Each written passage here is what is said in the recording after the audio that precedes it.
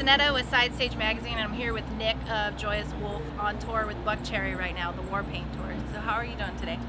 Good, how are you? Good, thanks. So how's it touring right now with Buckcherry?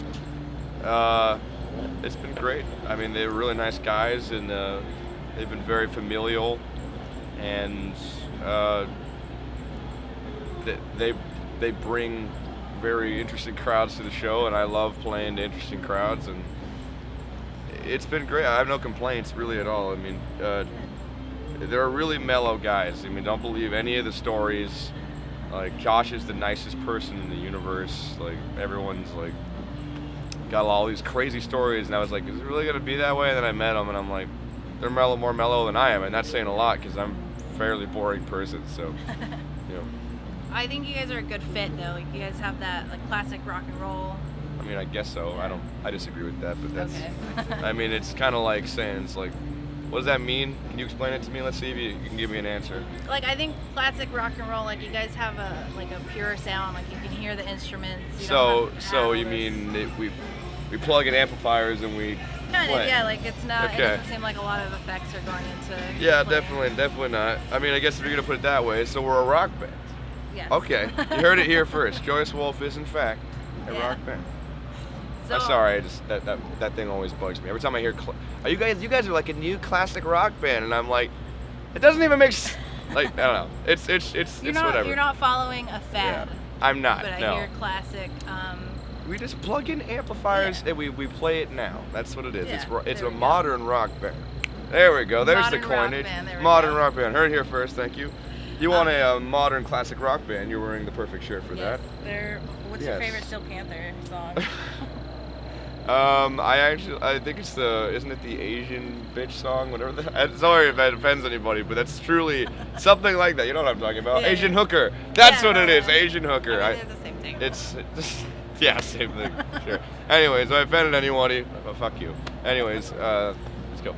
So, are we gonna expect to see any blood on tonight's stage? It happens one time, and everyone's like, Well, no. Ozzy only ate the head of one bat. He did only eat that of one. That's true. It's very true. Hopefully not. You know, I'm not really down to break my nose a seventh time. So, I mean, in pictures and stuff, it looks a lot worse than it was. But the nose. You ever broken your nose? No, but I got it pierced and it bled everywhere. Exactly. No, it's a very vascular part of your body. So even if the injuries never quite match with what. Blood. Yeah.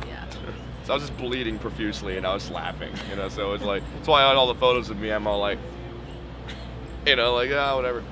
Well, be ready. Be ready if it happens, and you guys are gonna have some good pictures, I guess. Yes. That's what you get. So tell me a little bit about what's coming up for Joyous Wolf.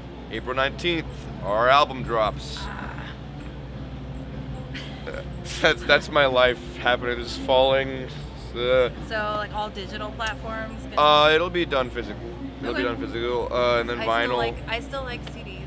Oh, well, I mean, I want to talk to the people who don't like CDs because I don't meet very many. Everyone's always like, "Oh, well, I still buy CDs." I'm like, I think a lot of people do, or else they wouldn't make them. I get so much shit for buying CDs. It's who gives you shit for buying? Who? Right. Who? People who don't Tell me appreciate who. it. Really? What is that? But what does that even? What are they telling? What are they saying? Yeah, I could just have it on my phone. Well, if your phone falls in water and dies, even if it's on your cloud, think about it. You have to buy a new phone. You got to go through the whole thing.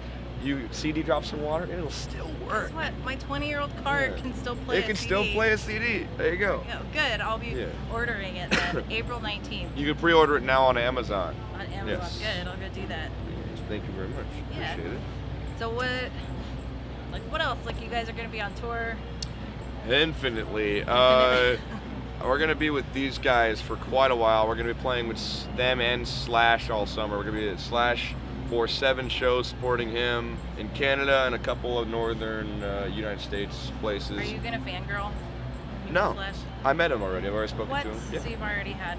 I had a very short conversation with him. I went and just thanked him. I had a chance to speak to him, and I've met enough people at this point to where, and I don't think it was ever.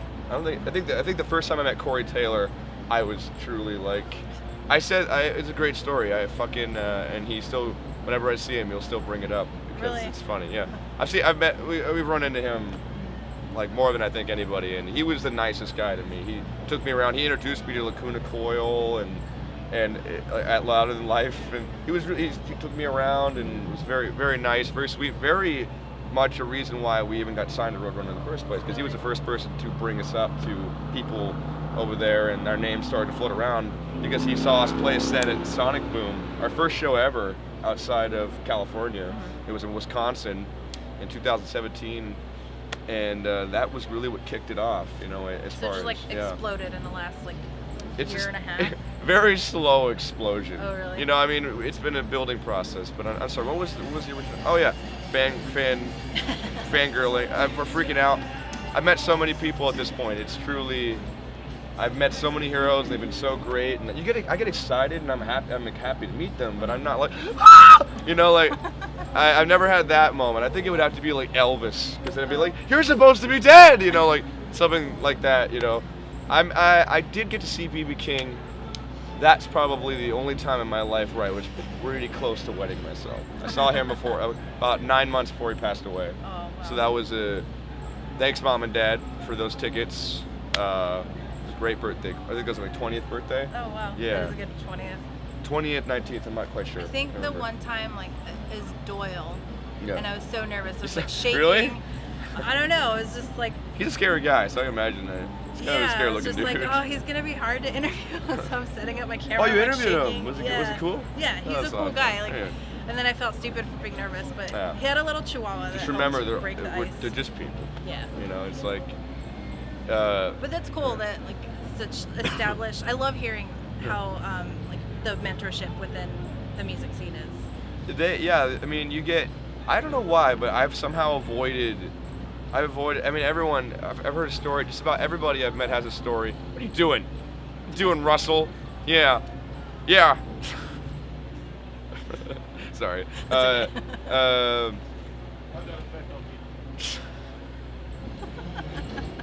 It's Buck Cherry's road manager right there. I realize that's another thing. The crew on this tour has been great. I was trying to say I've gotten lucky. The guys and I've gotten lucky because everybody. I heard so many stories. Oh, this guy's an asshole. This guy treated us like shit. And then every time I meet these people, they're nothing but good to me. Yeah. And I don't know why that is. I think maybe it's just luck. Maybe it's your approach. Maybe it's a good day. Maybe the person was I an just asshole stay. first. I think that's the main thing about our number one rules has been we stay the hell out of the way.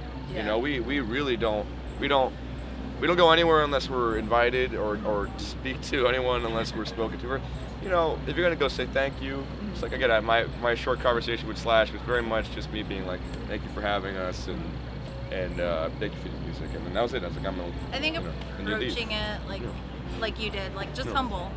Just is have a probably conversation. good approach. Yeah. Understand that they got to deal with this shit all the time, and that's which is why anyone I talk to, I talk to literally anybody. Yeah. And everybody, and I give them much love and time. I want people to feel that I appreciate them because I do. Yeah. I appreciate you, and I appreciate your friend coming down here and taking time to talk to my ass. So it's I try to make sure that everybody knows that I do appreciate the fact that they are there and they're enjoying what me and the boys do.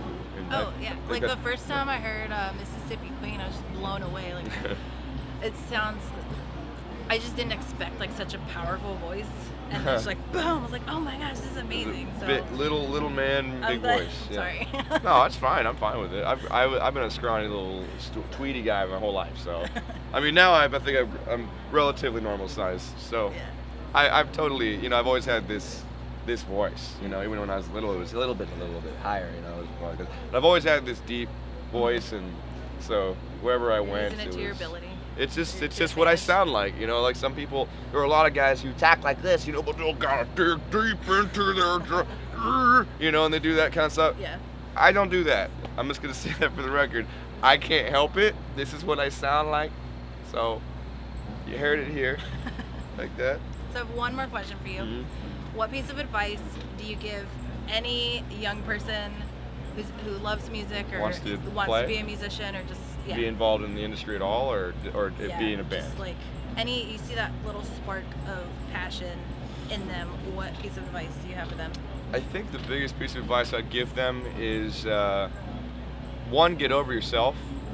Learn to be completely over yourself, and to listen to the people.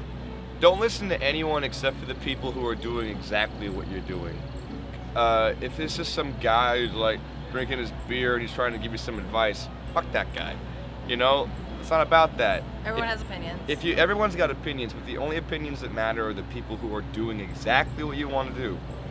Listen to them. Don't ever feel cocky when it comes to people like that. If there's some place where you want to get, they know something you don't. Be open and don't listen to anybody. Do what feels natural to you. If there's ever a moment that you feel like you're phoning in, stop, because you're not going to succeed, because people can smell that. If you're not doing exactly what you want, saying exactly what you want, you're fucked. You've already fucked yourself. So don't fuck yourself. Be true to yourself. But responsibly. And just be happy with what you're creating. Thank you. I appreciate that. So thanks for taking the time with us today. I'm really looking forward to your guys' set. Well, I'm excited to play it. And the your energy new is album. good tonight. I feel it. Yes, I know. Having music out. What a concept, Roadrunner. Anyways, there we go. Oh, that's a great way to end it. Yes. Hi, Dave. All right.